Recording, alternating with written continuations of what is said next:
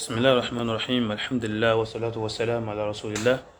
محمد بن عبد الله وعلى آله وصحبه ومن والاه السلام عليكم ورحمة الله وبركاته أدعو كيف الله سبحانه وتعالى أتريك الله وأتجاه فنبى محمد صلى الله عليه وسلم أتفهم الصحابة الكرام أتعطى في تعالى التلوان لين لي كرا وفي السلام عليكم ورحمة الله وبركاته نعم إذن كتا كوسيتا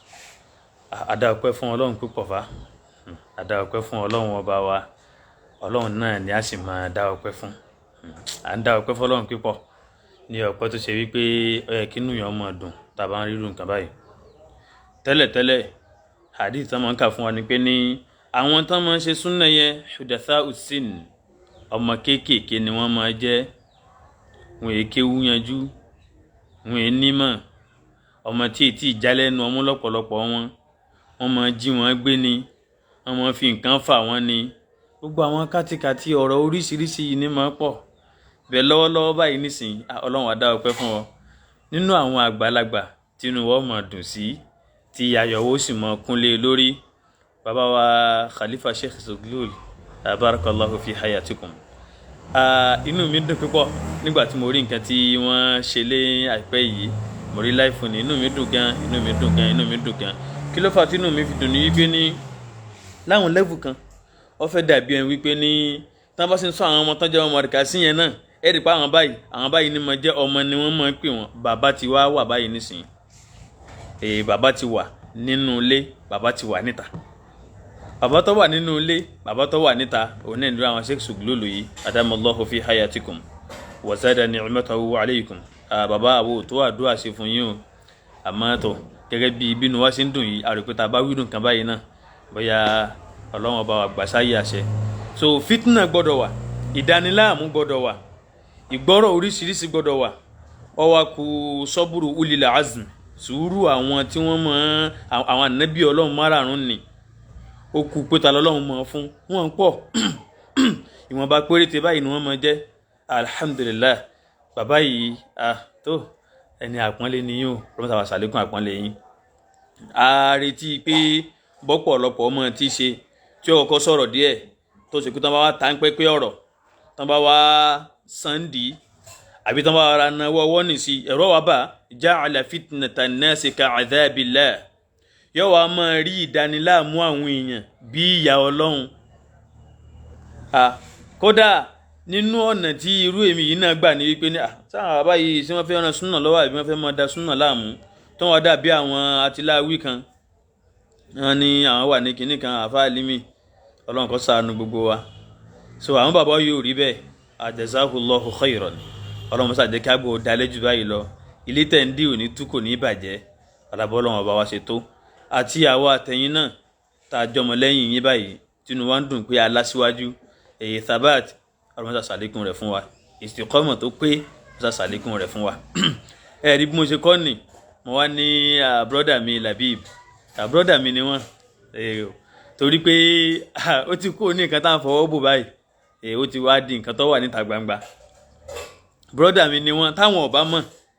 tán bá ti worú nǹkan tí à ń ṣe lọ́wọ́lọ́wọ́ ìbáyìí ní sìn wọ́n wá lọ́wọ́ ìpín ní bó ni mo ṣe jẹ́ brọ́dà rẹ̀ brọ́dà mi lè jẹ́ lóòótọ́ o so nǹkan tó dẹ̀fà tí mo fi pàkíyèsí irú nǹkan báyìí ni pé ní ṣe rí inú súnà mo mọ̀ pé nǹkan tí ń ṣe yín ni pé ní nígbà tẹ́ bá tó gbà náà ẹ̀ ní ṣe mọ̀lúdì mọ́ ẹ̀ ní mọ kúnlẹ̀ mọ́ ẹ̀ ní ṣe kinní kan mọ́ bọ̀dá ẹ dákun ṣe rí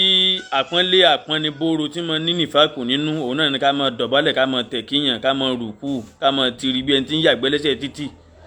irú àwọn kíkí báwọn tó bá ṣe wípé ní gírímọ́káyì ló sì kù lẹ́mìí bọ̀dá ẹ lọ yọ kú ń bẹ́ẹ̀ bọ̀dá ẹ lọ mú kú ẹ gbà fọ́lọ́run lára gbogbo nǹkan lápapọ̀ ẹ ríra yín rí wípé Ọlọ́run ọba àti bọ́lọ́run ṣe dá wa yìí Ọlọ́run ọba ló dá wa bákan náà ẹnì kò gbọdọ̀ máa sọ wípé òun ju ẹnìkan la gbé òun ṣe tó yìí náà sì gbọdọ̀ máa fi pàtàkì òun sí ẹ̀rí ti pàtàkì látọ̀dọ̀ Ọlọ́run tó bá ṣe wípé ní rọ́dù ẹnìkan ní bá ń dà yín láàmú àbí kí ni wọ́n kí láyé fẹ́ sọ ní bá ń ṣe yín ẹ̀gbọ́n ẹ ti kú báyìí wọn náà ẹ ti kú lọ́mọ tán máa ń lù ẹ ti kú lọ́mọ tán máa fọ́rọ̀ halẹ̀ mọ́ wa mithluka la yudrabu bil asa àbí la yukhawwafu bil asa irú yín kọ́ náà máa dẹ́rù gíba mo rò bẹ́ẹ̀ ni o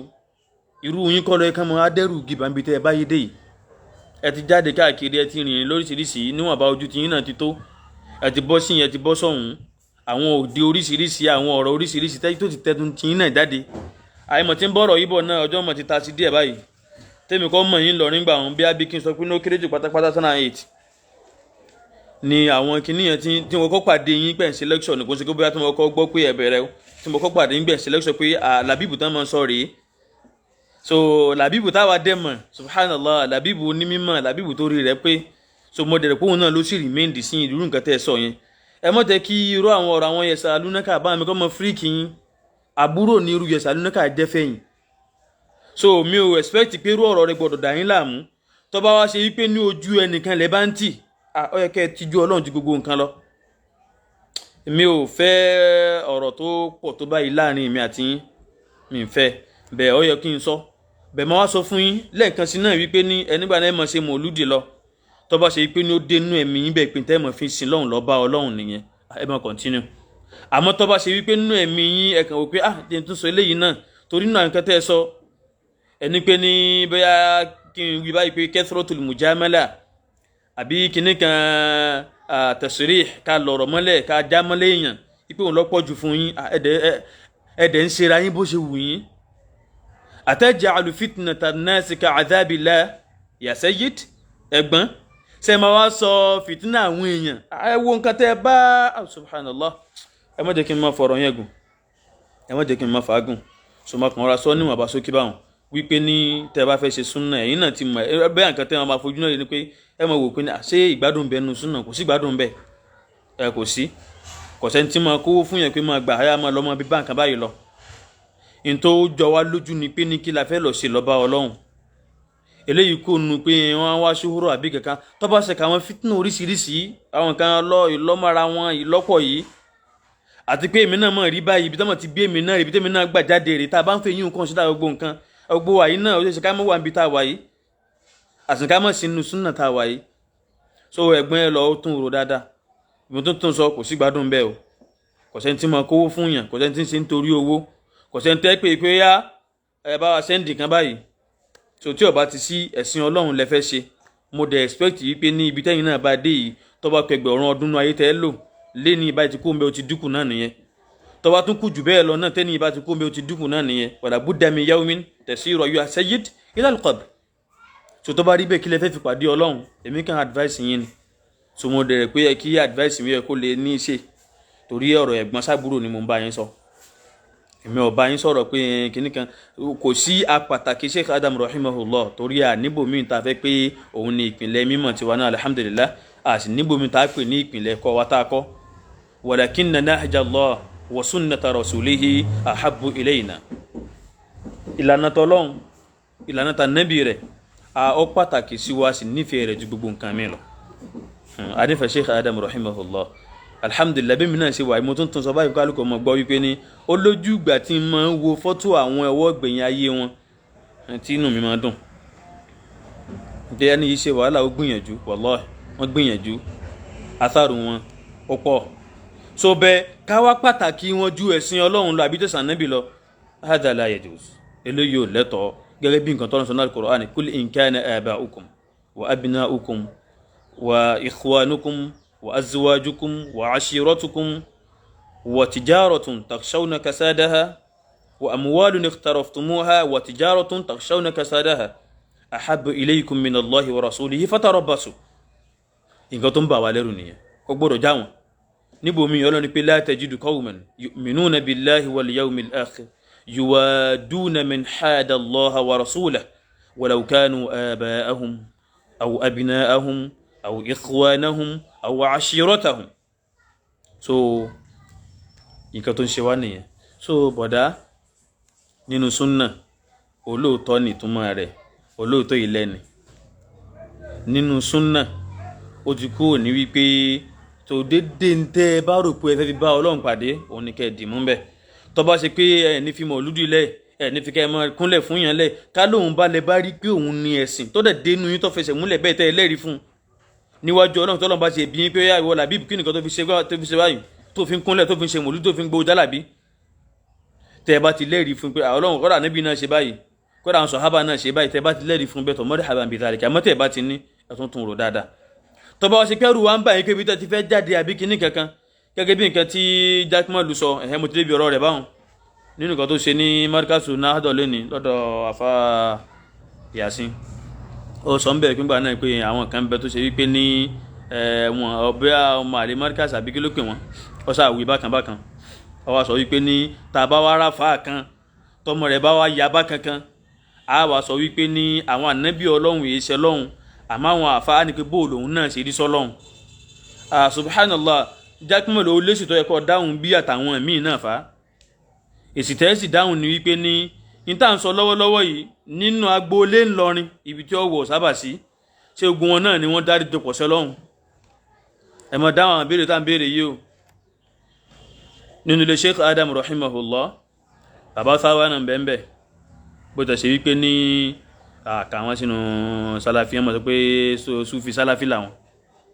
àmọ́ tóun ti bẹ́ẹ̀ náà wọn pẹ̀lú ẹni tí ẹ gbá tiẹ̀ torí pé ẹ̀rí ń rí i pé ó dúró tán sọ́dọ̀ yín ẹ̀ ń rí nǹkan míì ẹ̀ sì ń rí i pé torí pé ń ṣe ń kó àbí ń takò mùtúrù mọ́díkàs bẹ́ẹ̀ ṣé ẹ fẹ́ sọ wípé ní ìtẹ̀ ń sọ ń pa àfáà mi ò ṣé Ádámù náà ní lọ́lọ́run fi ọ̀sà bá ń lára wọn ni ok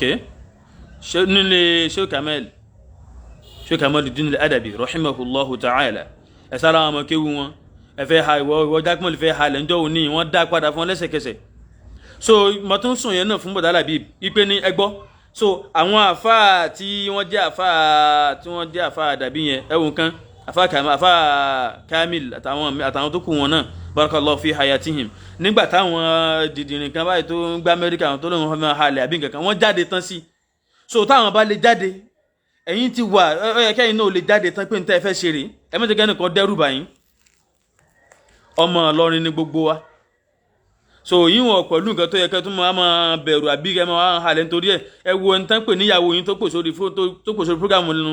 ìyẹn sàlúnàkà ẹbọ́n ṣe gbá mú ẹbọ́n ṣe pẹ̀lú rẹ̀ wọ́n ní pé ìsara wa kò sẹ́ni tó pè yín lára wa àmọ́ torí òótọ́ ọ̀rọ̀ tẹ́ ẹ sọ onísúnnà sí níbi tán bá ti ró òótọ́ ọ̀rọ̀ wọn máa dì mú torí òótọ́ ọ̀rọ̀ tẹ́ ẹ sọ náà ṣe wá gbé pàtàkì wọn wá síbẹ̀ yẹn náà sì gbé pàtàkì wọn wá kó jù bẹ́ẹ̀ náà fi ṣí ẹ fídíò yín káàkiri kò sí pé bóyá àbí wọ́n ní nǹkan míì gbà lọ́wọ́ yín ẹ wá wò níjọ́ tẹ́ ti wà nínú ayé ntẹ́ ẹ sọ náà rèé tó fẹ́ jọmọ́ pé ẹ sọpọ́tì tó ní súnà ṣe ẹ support ẹ jẹ́wọ́ nǹkan tó wà lára èèyàn ni mọ̀síyà àwọn ànábì Ọlọ́run dẹ̀ ni àwọn náà sọ pé ní wa akhi Harun huwa afsahu minni lisana ọmọ ìyá mi Harun náà rèé ọ̀dàlá hàn jù mí lọ àwọn ànábì Ọlọ́run náà máa rí orí ara ẹ lòmíì so ẹ dẹ̀ sọ ẹ̀rí orí tó wà lára kútúbí subhanallah so kí wàá láburú bẹ̀ ẹ wá wò ìyàwó yín wá pè wọlé síbẹ̀ lẹ́ẹ̀kan tẹ́kọ̀ sọrí láyé náà nìyẹn lẹ́ẹ̀kan tẹ́kọ̀ sọrí náà nìyẹn ìyàwó yín àbí kí ni wọ́n pè ẹ̀bọ́n yẹn ṣe pẹ̀lú rẹ̀ ẹ̀ náà lọ wo fídíò yẹn tọwọ́ parí ẹ̀bọ́n yẹn ṣe pẹ̀lú rẹ̀ ẹ̀bọ́n nìkan ṣe ń ròyìn rẹ̀ wọ́n tún sọ pé ṣìnà lẹ́fi gbàfẹ́ ogun lẹ́lò subhanallah sáwọn tẹ́ fẹ́ mọ farati náà nìyí wọn láṣìírí kankan lọ́dọ̀ wọn so ìjọ́mi yẹn wọn kàdá ń tàfà sí kò ń ṣe pé bóyá ọ̀rọ̀ ẹ̀sìn lọ́wọ́ jẹ wọ́n lógún sáwọn èyí èmi ò sọ eléyìí nítorí pé kẹ́ ẹ lè bá wa ṣe súnà lágídí kálà ànàlá òkúrí hukum ala dinillah mi mú yín lágídí lórí ẹ̀sùn mi ìṣẹ̀lẹ̀ mú yín lágídí àmọ́ tá à ń sọ fún yín ni pé ní ìtẹ́fẹ́ lọ gbé bọ́ọ̀lù ẹ̀rọ nù sí so ká wá padà síbi ọ̀rọ̀ tá à ń bá bọ̀ wá padà Jakmal wa nígbà náà pé yẹn àwọn eléyìn ẹ̀ mọ̀ rí pé ní kí làwọn tó bí wọn náà ṣe pẹ̀lú Ọlọ́run bàbá Kudusi kọ̀rọ̀ Jakmal sọ́gbà lẹ́nu rẹ̀ pẹ̀lú nǹkan tó fi ròyìn àwọn eléhùn ṣébi tí wọn náà ṣe rí nù ni bàbá wa Professor Baki Agaka ṣébi tí wọn náà ṣe rí náà nù ni ó yẹ kó lè dáhùn Sheikh Zuglul báyìí náà ní sin Mustapha Zuglul nígbà náà pé yẹn torí pé ìbáṣepọ̀ wọn lọ gbowó Saudi Jakmal alaysa fika qalbun yattaqillah ṣé kò sọ́kàn tó lè páyọ̀ Ọlọ́run ọkàn rẹ ni Jakmal ألا تتفكر في عاقبتك مع الله وفي وقوفك بين يدي الله ó tiẹ̀ ronú sí pé ó tiẹ̀ pàdé Ọlọ́run ó dúró síwájú Ọlọ́run ní pé wa kulluhum atihi yawmal qiyamati farda gbogbo wa la lọ bọ́lọ́run lẹ́yẹ kọ̀ọ̀kan ṣé n tó fẹ́ gbé bọ́lọ́run lélẹ́yìn Jakmal ronú dáadáa o tó bá wá yẹ mọ̀ nígbà náà àwọn súnnà náà ń sọ̀rọ̀ sáwọn àgbàlagbà àwọn àna sọ kìnnìkan wọ́n náà wo ń tọ́ sọ yọ̀rọ̀ yìí tóbi onígbà náà àfáà kan tó bá wá bímọ kan tó bá wá rìn ìlànà kan tí ó bá wá dọbi ti àwọn tó bí ẹ wá pé kí ló ṣe pẹ̀lú Ọlọ́run sọ ẹnu rẹ̀ gbà ká pé kí ni ṣé Ádámù ṣe pẹ̀lú Ọlọ́run sẹ́nu rẹ̀ gbà ká ní pé bàbá Kùdùsì kọ̀rọ̀ kí ni wọ́n ṣe pẹ̀lú Ọlọ́run sẹ́nu rẹ̀ gbà ká ní Professor Bákí Agáka kí ni wọ́n ṣe pẹ̀lú Ọlọ́run sẹ́nu rẹ̀ wá gbà rí pé ńlẹ̀ Alábìdún ládùúgbò tí wá ń lọrin ìgbé kí ni wọ́n ṣe pẹ̀lú Ọlọ́run tọ́lọ̀ mú ní súnà jáde nínú ọmọ wọn àtàwọn àdúgbò mi náà bẹ́ẹ̀ sẹ́nu rẹ̀ gbà bẹ́ẹ̀ kó lè béèrè pé wọ́n ṣàìdá pẹ̀lú Ọlọ́run kí ló fẹ́ sọ kí ló fẹ́ wí wọ́n wá nígbà náà pé bàbá wọn mọ̀ gbowó Saudi so làwọn náà fi support àwọn Saudi lẹ́gbẹ̀ẹ́ kan ya rajul anta muhasabun bayna yaday Allah ó ṣe ìṣirò sẹ́wájú Ọlọ́run ẹ wá wò ẹ wá mú Sheikh Thaoban ẹ wá mú bú ọ̀rọ̀ rẹ̀ ọ̀dá ẹni tí wọ́n mọ̀ fi ṣe yẹ pẹ̀lú ohun rẹ̀ ẹni tí wọ́n mọ̀ sọ subhanallah subhanallah subhanallah subhanallah subhanallah ẹ̀dẹ̀ sọ́ra yín di Fìràwùn ẹ̀dẹ̀ mọ̀ Fìràwùn ló sọ bẹ́ẹ̀ fún Ànábì Musa ó ní ana khayrun min hadha alladhi huwa muhin wala yakadu yubin ó ní ṣé èmi mo dáa jù ni ṣé ẹ̀rí pé mo dáa ju eléyìí lọ ìyẹ̀yẹ́ yìí tí ò lè sọ̀rọ̀ kó yéèyàn ẹ wò ẹgbọ́n tí Fìràwùn sọ ṣé wàá fẹ́ jọ Fìràwùn ni ẹ̀yin pípa náà pẹ̀lú tó lè ṣe Ádámù ṣe sọ́nà àgbà tó ń ṣe lẹ̀ yìí tẹ́yìn gbà yìí èmi ọmọ sọyún tì mọ̀ tó ń sọ bàbá Kétu Àlìkétu wí àti ọmọ wọn fa Dr. Basit Abdelbasit ọ̀rọ̀ tí wọn ò ní ṣe pẹ̀lú ọ̀rọ̀ súnà ọ̀rọ̀ Markaz àtàwọn ni níjọ́ tí wọ́n ń bẹ pẹ̀lú Sheikh Adam tẹ́ni tó ṣe wípé ní kásáfìtánlẹ̀ ìtànkọ́ la fẹ́ pa àmọ́jọ́ tí wọ́n wà ń bẹ tó ṣe pé àtiwọ́ Jaqmal àtàwọn míì náà àti irú àwa yìí náà gbogbo wa lápapọ̀ àtàwọn tó tún jù àwa lọ tó jù wọ́n náà lọ mo sọ pé àtiwọ́ àtàwa yìí tó ju gbogbo wa lọ tó yẹ pé wọn tí ìbí ọ̀pọ̀lọpọ̀ wọn gbà wọn tẹ́ni yìí ń bẹ pẹ̀lú Sheikh Adam rahimahullah so àárín yẹn ò kàn mí kò sí tó kàn mí ìtawájọ́ di láàrin ara wọn àfa àtọmọ kéwú ọ̀rọ̀ wọn dọ̀dọ̀ Ọlọ́run èyí ọ̀rọ̀ súnà kọ́ lẹ́yìn ọ̀rọ̀ súnà làwọn sọ lọ́wọ́lọ́wọ́ yìí so ẹlẹ́yìn tó ní Sheikh Adam ṣe àfa Thaoban ẹ mú bú bó ṣe wù yín ẹ ṣe bó ṣe wù yín pẹ̀lú rẹ̀ ẹ fi ṣe yẹ̀yẹ́ kọ̀dá láhán ọmọọ̀rọ̀ sọ ọ̀rọ̀ rẹ̀ ò kílíà sí yín ẹ gbọ́ dáadáa àmọ́ dá mi lójú o gbogbo ẹnu mo sì fi ń wí yìí nínú gbogbo yín náà lápapọ̀ ẹni tó bá lè tàhádà rẹ̀ tó bá lè challenge Thaoban kó jáde pẹ̀lú mímọ́ khudhu aklamakum waktubu wakhdumu turatha al-Ilori rahimahullahu kama yakhdumuhu Thaoban ẹni tó bá tó bẹ́ẹ̀ nù yín kọ́ lọ ṣe Sheikh Adam mímọ́ kọtíra gbogbo wọn náà lárí bẹ́ẹ̀ so tó bá ṣe wípé ní ẹ bá lẹ́lòmíì tóun náà wá lè gbé tòrọ́ Sheikh Adam lọ bí Thaoban ṣe gbé lọ́wọ́ ẹ mú jáde ashiru ilayhi min baynikum ẹ tọ́ka sí láàrin ara yín in kan tó bá wà wa atahaddakum an tajidu mò ń challenge yín pẹ̀ lè rí níbọ̀dẹ̀ ti fẹ́ rí ta lẹ fẹ́ mú jáde ta lẹ fẹ́ sọ èyí Yasalunaka ọmọ Sunday òní ẹ̀ṣẹ́ Adamu wa kó sára ẹnìkan Yasalunaka ṣé ìfẹ́ afọ́jú léyìn ní àbí wíkú yọ ẹnu rẹ̀ so ní ṣókí dédé nǹkan tí mo fẹ́ sọ ni mo challenge Jaqmal ní wípé ní a ní nǹkan tó ń sọ yẹn wípé àwọn àfáà táwọn bá wá dá ẹ kọ́kọ́ béèrè pé kí ni wọ́n ṣe pẹ̀lú Ọlọ́run náà òtún nígbà náà pé àwọn kan o wípé àwọn ibi tí wọ́n lọ da àtọ̀ sí wọn sí ibi tí wọ́n dàtọ̀ sí wọn sí ni ọ̀dà èyí tí wọ́n dà síbi kan ọ̀dà Jaqmal ló ti ń jẹ́rìí èké Ọlọ́run mọ́jọ jẹ́ muflis lálìkìyàmọ̀ o Ànábì ní al-muflisu min ummati ẹni tó jò kan lẹ̀ nínú àwọn àjọ òun lálìkìyàmọ̀ yóò wá pẹ̀lú dáadáa ara ilé ayé àmọ́ nínú nǹkan tó wà lọ́rùn ẹni pé ní wa qadhafa hadha ọlẹ́kọ̀ọ́ ṣìnà mélé yìí ẹni gbóbìnrin tí ọmọ ní ìyá àfa Thaoban àbí ní ìyá àfa Imran Eleha ẹ̀ ń pè ní Morano àwọn tí ẹ̀wọ́dì pẹ̀lú eyín náà ẹ̀nígbà náà ibi tí ọ̀dà ni bàbá ẹgbẹ́ sí wòrò yẹn ni wọn náà ibi tí ọ̀dà ni wọ́n da àtọ̀ wọn sí ṣé àwọn lẹ́ ń bù yìí náà àbáwọn tó bí wọn gan pẹ̀lú tẹ́lẹ̀ yìn wọn ṣé ebú lè yá àbẹ́yìn الذم في سورة المدح تذمون وتكسون سبابكم بإيش بالملام باللوم إبو لفين و بالمدح تكسون سبابكم بالمدح àwọn ẹ̀yìn ẹ wá ń dáṣọ rẹ̀ fún ẹ̀yìn tẹ́lẹ̀ àwọn ẹ̀yìn àbí èébú ẹ wá ń dáṣọ ẹ̀yìn bò báyìí nísìnyí kò sí tẹ́ ẹ fẹ́ sọ tí ò ní máa jẹ́ múmú fún yín ìwọ nígbà ní Sheikh Adamu kó sára ẹnìkan so Sheikh Adamu wà lára wọn ni wọ́n sọ nǹkan tí wọ́n sọ jáde hùn Sheikh Adamu sọ̀rọ̀ sàhábà dáadáa àwọn sọ̀rọ̀ wọn láì dá Sheikh Adamu sọ̀rọ̀ pé bí nǹkan ṣe rí àwọn wí nǹkan míì ní nǹkan tí ò jọra wọn Sheikh Adamu wà ń bẹ Siru Alam Sheikh Adamu wà ń bẹ Jilimba Sheikh Adamu wà ń bẹ àti bẹ́ẹ̀ bẹ́ẹ̀ náà lọ anúgbà Sheikh Adamu rìnrìn àrè káàkiri ẹ̀sìn lẹ́yìn wọn ìwọ yóò sàlùnákà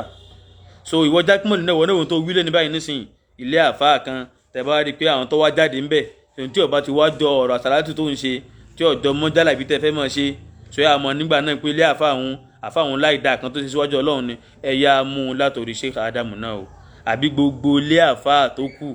tó ní súnà bá ti jáde tó bá ṣe pé tẹ́ ẹ̀ fi wọ́n nìyẹn àfi pé ní àṣẹ ń bú Sheikh Adamu rahimahullah àṣẹ ń bú àwọn náà báwọn nísìnyí ẹ̀pin táwọn náà sì pẹ̀lú Ọlọ́run ọ̀mọ́ tó nù ni o àbí tẹ́ ń sọ kọ́hún ìtẹ́ ń sọnù tẹ́ ẹ bá ti lè rí i lára ẹlòmíì kò síbi tí ò ní kárí ibi tí irú nǹkan bẹ́ẹ̀ bá ti jáde kọ́ àmọ́ wá síbẹ̀ náà ni èpo ẹ̀pá ti jọ pósí ẹ̀ lírí nù kájọ mọ́ wá síbẹ̀ káàkiri so níparí ọ̀rọ̀ mi padà wọ́n tún padà síbi tí mo ti bẹ̀rẹ̀ bàbá wa Sheikh Khalifa Abbas Zuglul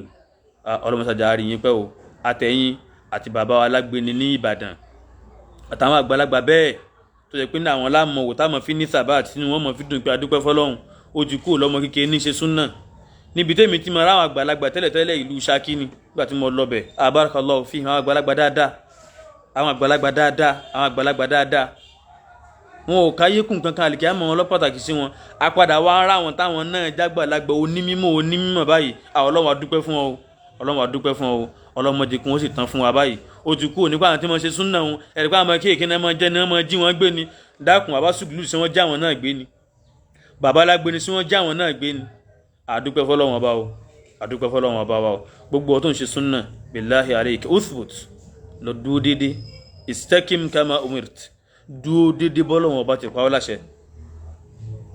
zamanuna hada zamanul fitan ìgbà tá ń lò lọ́wọ́lọ́wọ́ ìgbà fitna ni atẹ́gùn fitna sì ní máa fẹ́ káàkiri ni òjò fitna rè kèsì ibi tí èèfẹ́ rọ̀ sí so tí ọba ti dúró déédé àti dúpẹ́ fọlọ́hún tọ́ba ṣe pé ọ̀dọ́ ni ọ́ ọ̀dọ́ bíi ìjẹ́ ń ṣe súnà tí wọ́n ń wàhálà rẹ̀ tí wọ́n ń fìtínà rẹ̀ tí wọ́n ń dà á láàmú tí wọ́n ò jọ gbádùn lọ́sàn-án lóru bẹ̀ ó sì dúró déédé tọ́ba ṣe pé àgbàlagbà náà ni ọ́ àgbàlagbà ń bẹ náà ti ń ṣe súnà tí wọ́n ń dà wọ́n láàmú tí wọ́n ń bú wọn tí wọ́n ń sọ̀rọ̀ òdì sí wọn tí wọ́n ń pè ńgbà náà nǹkan ti ṣe wọ́n tòun ti bẹ́ẹ̀ náà wọn àdẹ̀yìn bí nǹkan tí wọ́n ṣe mọ́ wọ́ọ̀rì báwọn tà náà wọ́n ti máa ṣe náà nù ní ó kọ burúkú náà máa sọ̀yàn ọ̀rọ̀ tí ọ̀dá náà máa sọ ń pè èèyàn ọlọ́ni àtàwà sọ́ọ́bì yìí ṣé wọ́n wá ti wá fi kọ́ra wọn ni so ká máa sọ̀rọ̀ ń pa yẹn ká máa sọ̀rọ̀ tí ọ̀dá ń pè èèyàn ni ó ti wà lára tiwọn dédé ń tọ́jú òótọ́ ọ̀rọ̀ tó ọba sọ wọn ní rí i túnṣe torí pé ìwọ lẹ́rìí Ọlọ́run wí ànábì rẹ̀ wí kán lè bá àbájẹ́ Ọlọ́run lọ́mọ èso àhábà tán ti pè lókùrọ́ la tubali bima yaqulun mọ́ wọ́ọ́rì pẹ̀lú tiwọn sọ̀rọ̀ àwọn tí wọ́n wà níta táwọn ń pariwo yìí ariwo ọjà lásán ni Ọlọ́run ọba ẹni kò fèsì ìmọ́lẹ̀ Ọlọ́run ni ó ti síwájú wa laqad fatanna alladhina min qablihim àti fìtínà àwọn tó síwájú wala ya'lamanna Allahu alladhina sadaqu wala ya'lamanna al-kadhibin àìmọye ayé am hasibtum ṣe lérò ni kò sí nǹkan tọrọ ọ̀run nínú súnà ṣíṣe kò sí nǹkan tọrọ ọ̀run nínú pa fẹ́ sọ tọrọ kò sí tọrọ nípa fẹ́ dó tí ó tọrọ kódà àwọn táwọn náà ń dó lórí rọ́nà àwọn náà ń rí wàhálà àwọn náà ń rí fìtínà I'm very sure tẹ́lẹ̀tẹ́lẹ̀ gbogbo àwọn bàbá tá ń dákọ̀ wọn yìí èwo ló ṣègbádùn ayé nínú wọn gbogbo ilé wọn náà la rí bí ó ṣe rí nì èwo ní gbádùn bẹ nínú ayé rẹ̀ so láyé tá a wà lọ́wọ́lọ́wọ́ ìgbàgbé ẹ̀ pé tó ọba ṣe bídíà ló fi gbádùn gbàgbé ẹ̀ pé tó ọba ṣe súnà ló fi gbádùn ìmọ̀ ṣàpèjúwe láì mọye ìgbà ipò sọ orí Joseph àti Yusufu nínú ìgbádùn ayé wájú Ọlọ́run kò sí yàtọ̀ láàrin wọn Joseph lè kọ́lé kí Yusufu ọmọ kọ́ Yusufu lè kọ́ kí Joseph ọmọ kọ́ kò túmọ̀ sí pé àwọn méjì ọ̀tọ̀ Ọlọ́run ọ̀rẹ́ Ọlọ́run ni wọ́n pàtàkì tá a fi jọ́rẹ̀ Ọlọ́run náà ni ẹ̀sìn Ọlọ́run ala ma kana alayhi al-Mustafa sallallahu alayhi wa sallam wa sahabu lórí bá nẹ́bi ti wà ń bẹ́ àtàwọn sọ̀hábà rẹ̀ kò ń ṣe lórí intihalil mubtilin àwọn àdáhunró àwọn oníbàjẹ́ àṣàrí ni wá ìwọ béèrè lọ́wọ́ pé sọ̀hábà nẹ́bi wo láṣàrí Imam Maliki Abu Hanifa Shafi'i Ahmed ipe ṣáṣàrí ni wọ́n ta ni àṣàrí nu wọn táwọn bá ti wá níbo náà ti wá rí tiwọn táwọn sọ̀hábà ò mọ̀ táwọn àyímọ̀ mẹ́rẹ̀ẹ̀rin náà mọ̀ níbo lẹ ti wá fẹ́ mọ ti yín jù wọn lọ. Ọlọ́run yọ́nú sí wọn tá a bá dín nǹkan míì tá a lé nínú ẹ̀sìn má fi yọ́nú Ọlọ́run ó rí lára àwọn sàhábà gbàgbé tó kù. So mọ́ wọ́ọ́rì dúró re wọ́n mọ̀ wípé ń tọ́ fẹ́ fi lọ bọ́ lọ́hùn lélẹ̀ kọ́nà jábá òun dáadáa. So ní ṣókí ara jùlẹ̀ báyìí. Hadha wa subhanaka Allahumma wa bihamdik ashhadu an la ilaha illa ant astaghfiruka wa atubu ilayk. Assalamu alaikum wa rahmatullahi wa barakatuh.